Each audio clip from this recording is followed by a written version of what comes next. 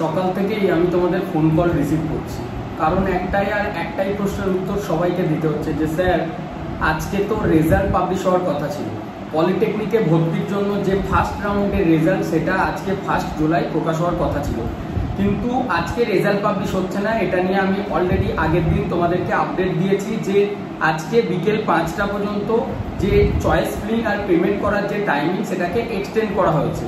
Result publish হবে কালকে, অর্থাৎ 2 জুলাই তোমাদের যে রেজাল্ট সেটা পাবলিশ হবে। রেজাল্ট পাবলিশ হওয়ার পর তোমাদের অ্যালটমেন্ট লেটার দেখাবে যে তোমার কোন কলেজে সিট অ্যালোটেড হয়েছে।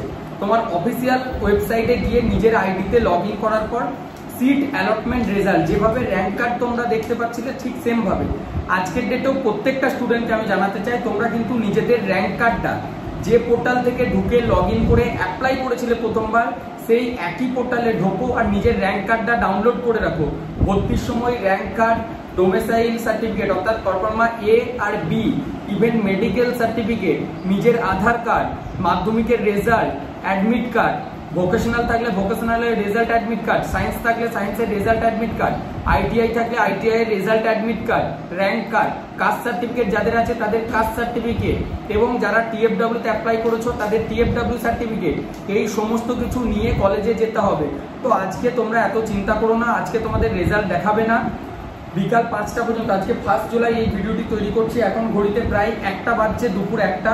আজকে 5টা পর্যন্ত তোমরা চাইলে যারা লক করনি বা পেমেন্ট করনি 500 টাকাটা, তারা নতুন করে চয়েস ফিলিং এর পছন্দের তালিকা সাজিয়ে 500 টাকা পেমেন্ট করে কাউন্সিলিং এ এন্ট্রি নিতে পারো।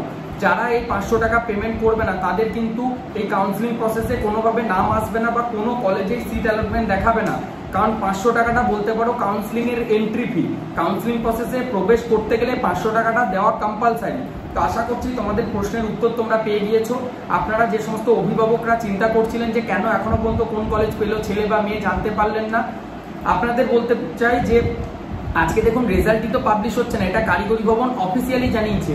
গতকালই কিন্তু আমি এটা জানিয়েছিলাম, আর এই বিষয়টা সম্পর্কে আমি 3 থেকে 4 দিন আগেই আপডেট দিয়েছিলাম, যখন তোমরা জানতে চাইছিলে যে স্যার কবে অফিসে আসবো।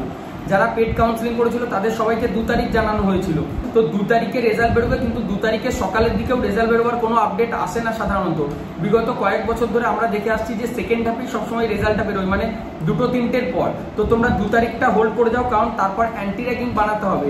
এই অ্যান্টি র্যাগিংটা বানাতে গেলে টাইম লাগে, সঙ্গে সঙ্গে হয় না। এটা কোর্টে যেতে হয় বা অনলাইন পোর্টালে, তার জন্য একটা টাইম লাগে। তারপর সার্ভারটা সবসময় আনঅ্যাভেলেবেল হয়ে যায়, সার্ভারটা ক্র্যাশ করে, অনেক ইস্যু থাকে। আর ডেটটাও যেহেতু এইদিকে দেখো 1 তারিখ থেকে 5 তারিখ পর্যন্ত ভর্তির ফার্স্ট রাউন্ডের ডেট দেওয়া হয়েছিল, তাহলে 2 তারিখে যদি রেজাল্ট পাবলিশ হয় তাহলে নিশ্চয়ই 2 থেকে 3 দিন আবারও এক্সটেন্ড করা হবে। সাধারণ হিসাব এটাই বলছে। তো তোমরাও চিন্তা করো না, এটা নিয়েও আপডেট আসবে বা নতুন নোটিশ আসবে। বাট এখন ডকুমেন্টসগুলি রেডি করে রাখো। যারা ডকুমেন্টস রেডি করতে পারছো না তারা কি করবে এটা আমি অপশন বলে দেবো, বাট পরবর্তী ভিডিওতে সেটা তোমাদেরকে বলবো, ঠিক আছে? আপাতত এই আনসারটা জেনে রাখো যে তোমাদের কিন্তু রেজাল্ট আজকে পাবলিশ হচ্ছে না, কালকে 2 তারিখে রেজাল্ট পাবলিশ হবে। ভিডিওটা তাড়াতাড়ি শেয়ার করে দাও আর আমাদের হোয়াটসঅ্যাপ গ্রুপে জয়েন করে যাও। আমি হোয়াটসঅ্যাপ গ্রুপের লিঙ্ক ডেসক্রিপশনে দিচ্ছি। Thank you.